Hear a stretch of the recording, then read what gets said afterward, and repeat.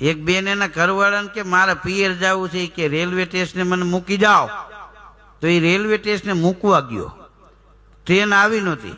હા, બે ઊભા હતા. હવે પુરુષ માટે કફરો સમય એ કહેવાય કે એક તો એની પત્ની જાતી હોય એ હરખને દબાવવો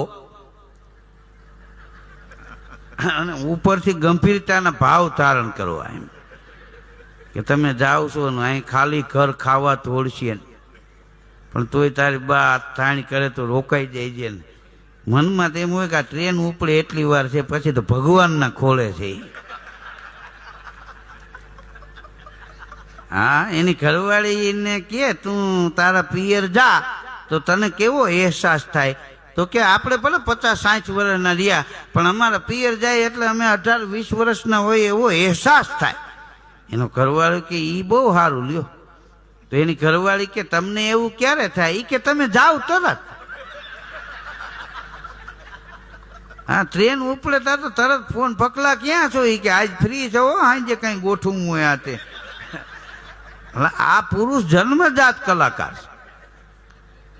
હા, પુરુષ વંકો પાઘડી નેણાવંતી નાર, એવી જોડી જેને મળે એને થઈ જાય બેડો પાર.